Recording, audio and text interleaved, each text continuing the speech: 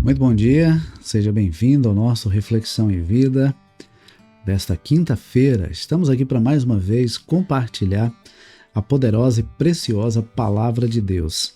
Essa palavra que é viva e eficaz e mais cortante do que qualquer espada de dois gumes, capaz de penetrar a divisão entre alma e espírito, juntas e medulas, e discernir os pensamentos e intenções do coração.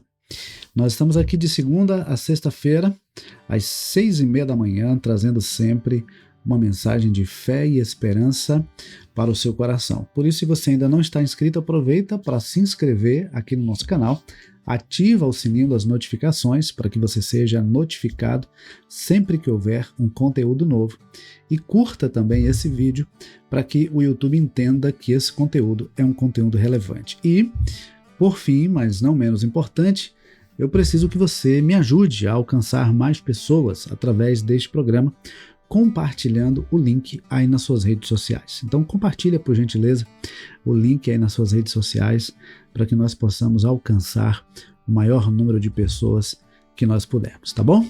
Vamos para a nossa reflexão de hoje. Hoje nós vamos refletir em Provérbios capítulo 10. Vamos começar a refletir nesse capítulo 10. Você vai perceber que a partir de agora nós vamos ver vários provérbios e várias lições no mesmo capítulo. Então, eu vou estar lendo versículo por versículo e tirando lições para a nossa vida a partir de cada versículo que nós estivermos lendo, tá bom? Provérbios, capítulo de número 10, começa dizendo assim: Provérbios de Salomão. O filho sábio é a alegria de seu pai, mas o filho tolo é a tristeza da sua mãe. Nós temos falado, inclusive ontem falei bastante sobre isso, né? Sobre o sábio e o tolo. A sabedoria é fruto do conhecimento que vem de Deus, o entendimento que recebemos de Deus. O temor do Senhor é o princípio da sabedoria. Então, sábio é aquele que recebe de Deus a sabedoria e o discernimento. E tolo é aquele que age por seus próprios impulsos, por seus próprios instintos, pensa apenas no prazer imediato e não leva em consideração as consequências desse prazer imediato, que inclusive podem ser eternas. O sábio é aquele que sabe que as coisas eternas e as coisas espirituais são mais importantes do que as coisas terrenas e materiais. O tolo é aquele que acha que a vida se resume a isso aqui. Então, o texto diz que o filho sábio é a alegria de seu pai. O pai tem alegria de ver o filho sendo sábio em suas ações, em suas escolhas, em seus caminhos, em sua maneira de ser e de proceder.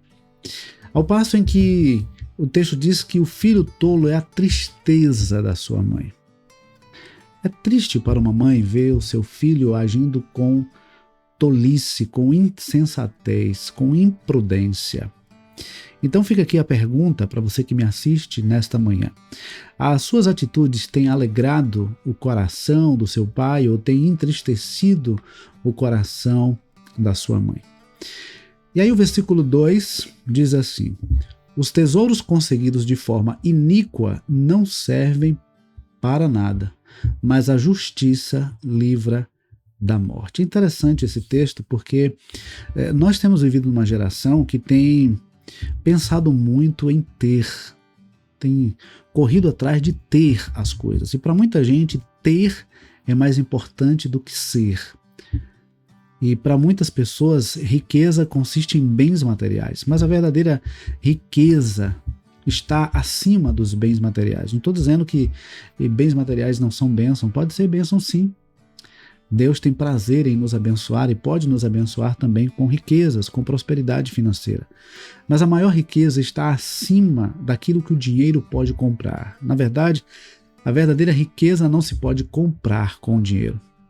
A verdadeira riqueza consiste em viver uma vida de comunhão com Deus, uma vida de paz, uma vida de tranquilidade, uma família estruturada, uma família alicerçada na palavra e na presença de Deus. Essas coisas não têm preço, essas coisas o dinheiro não pode comprar.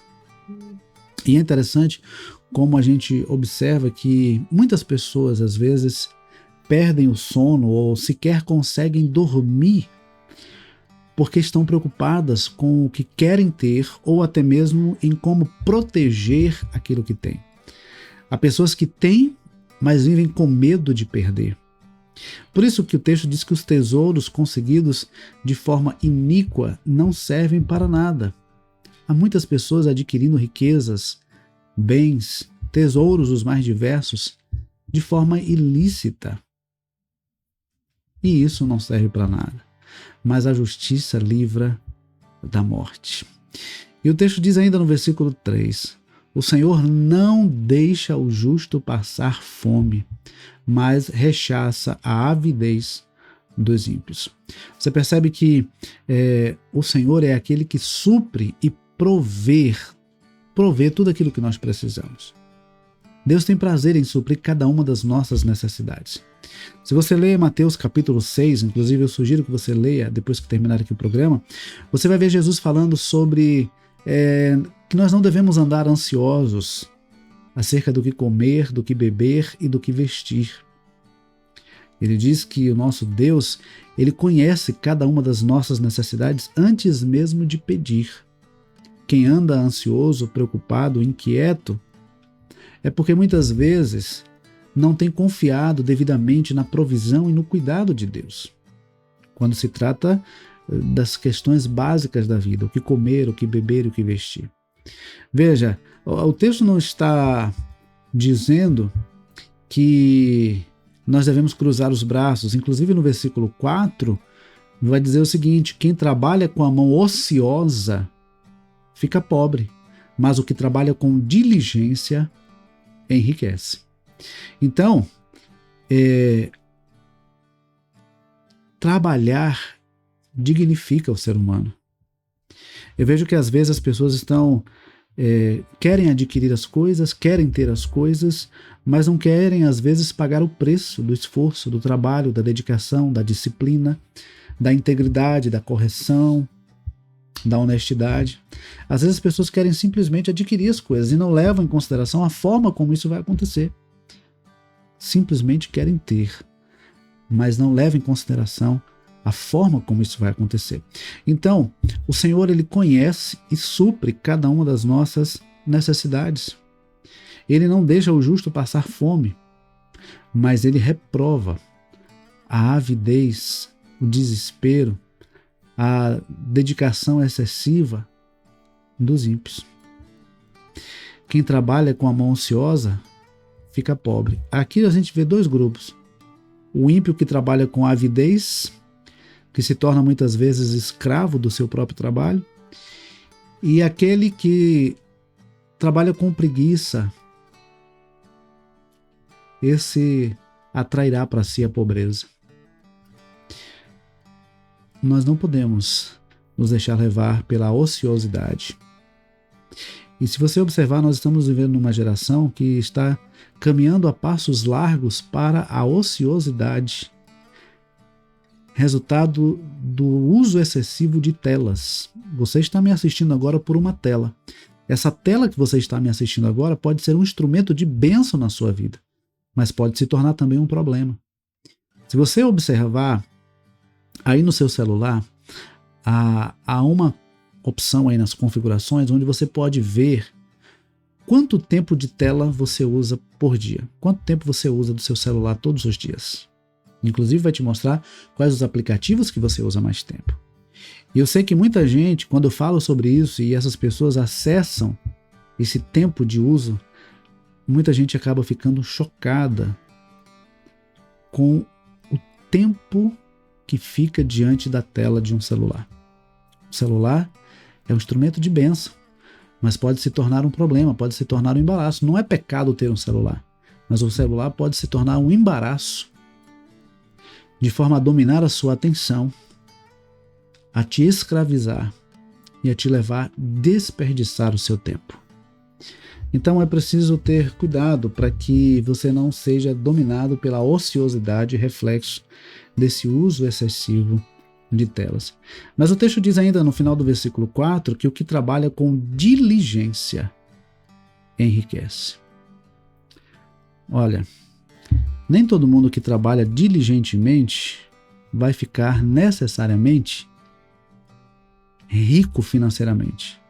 Mas você vai sim perceber que todos que ficaram ricos financeiramente trabalharam diligentemente. Todos aqueles que enriqueceram licitamente, ou seja, de forma correta, de forma íntegra, de forma honesta, foram diligentes em trabalhar, em correr atrás, em fazer as coisas acontecer.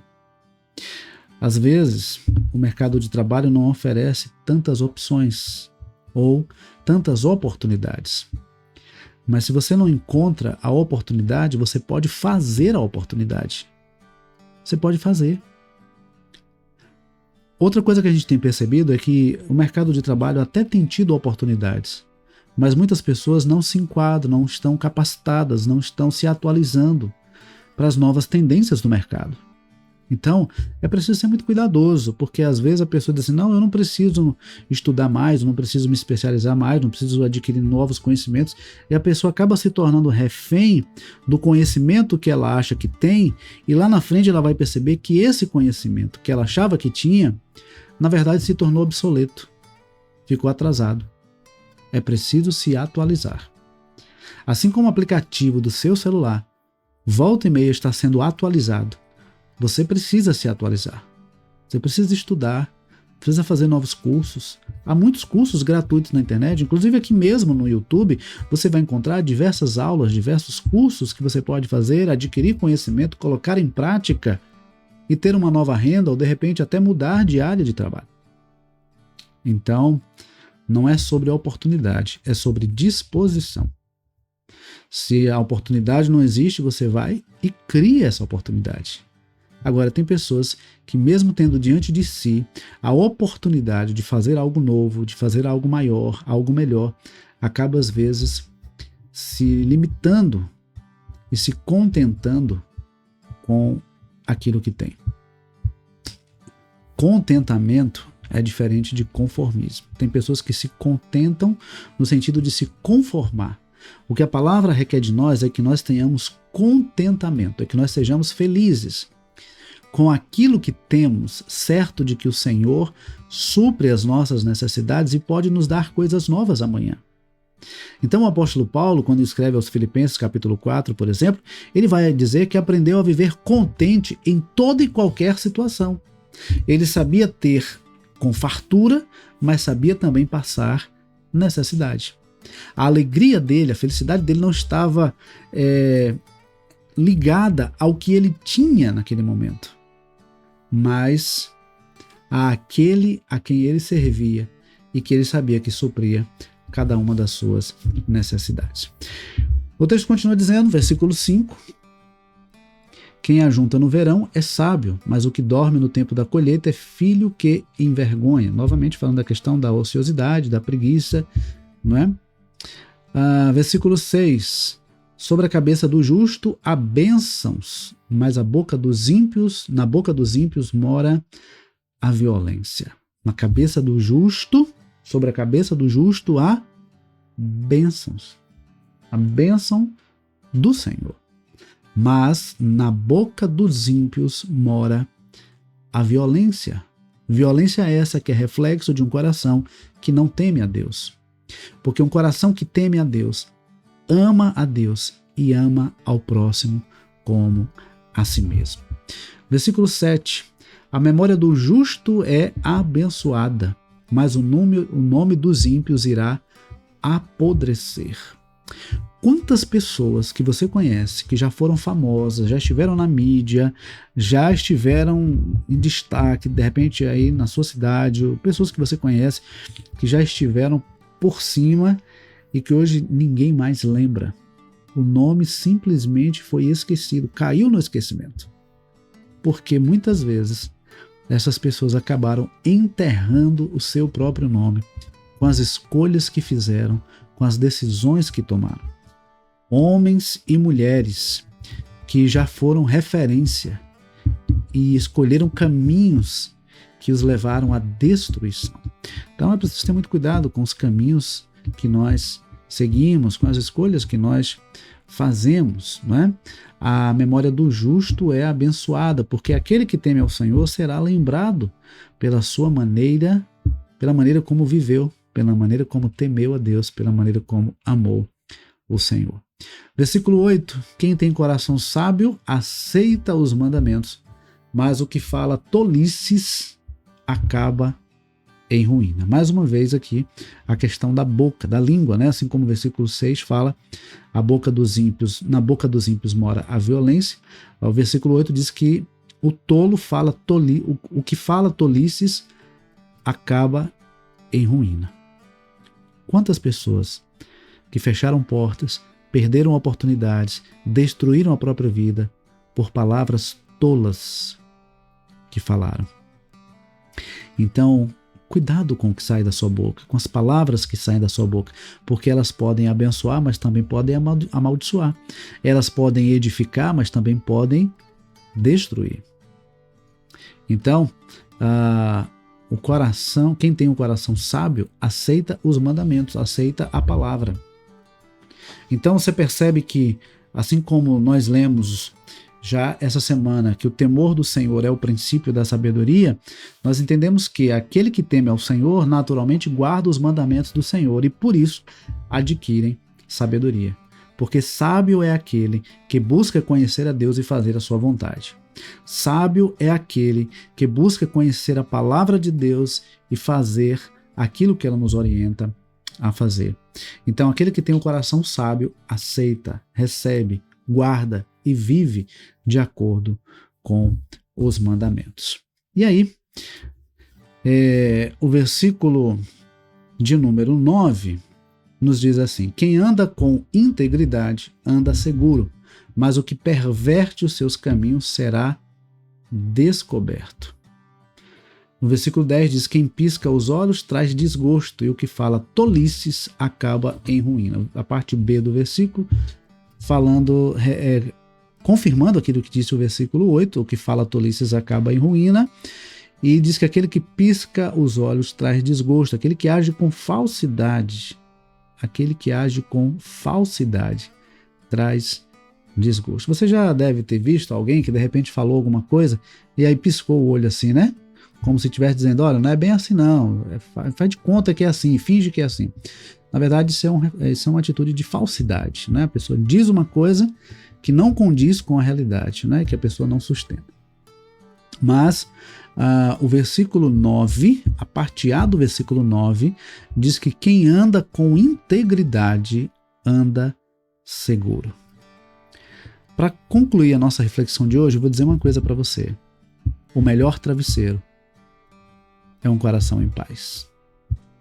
O melhor travesseiro é um coração em paz. Porque às vezes a pessoa diz: qual é o melhor travesseiro? Porque eu possa dormir tranquilo. Um coração em paz. Um coração que está em paz por agradar a Deus e fazer a coisa correta. Que Deus nos abençoe, que Deus nos conceda uma ótima quinta-feira. Se Deus permitir, amanhã, 6:30 da manhã, nós temos um encontro marcado. Então, se você ainda não compartilhou, compartilhe. Se já compartilhou, compartilhe também com outras pessoas este programa, para que a palavra alcance ainda mais pessoas. Deus abençoe, um forte abraço e até amanhã, se Deus quiser.